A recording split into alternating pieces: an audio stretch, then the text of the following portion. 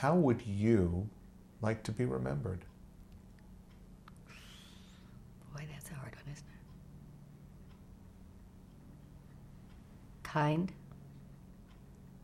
good friend, happy, made a difference. So to this point, what would you say is your proudest achievement?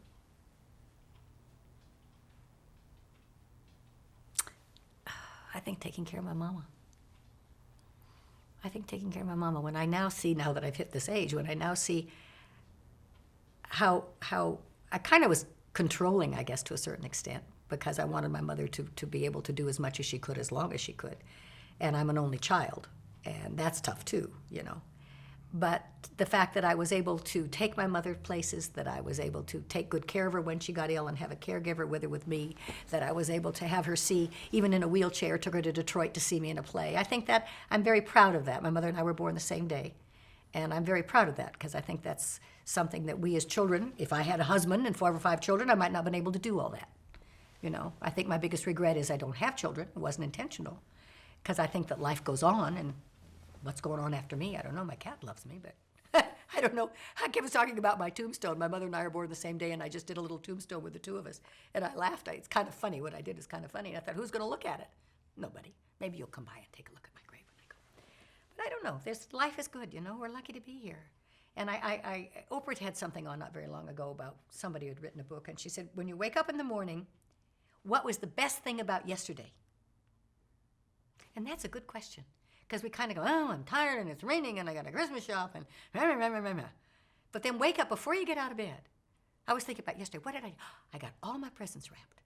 Now that doesn't sound like much, but I felt good because I got it done. And if you start the day, I'm a positive thinker anyway. I mean, I believe that, you know, you write your own script, it's your story, except for your health.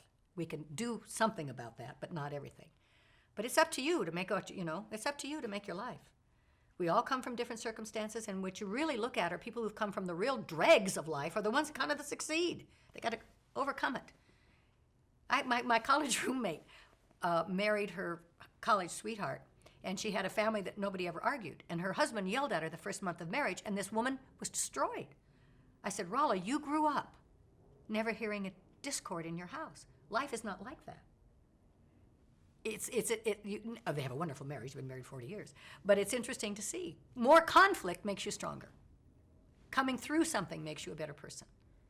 And it's how you do it here. My grandmother was a very positive person. You couldn't find an aspirin in her house or a match. You couldn't find either one.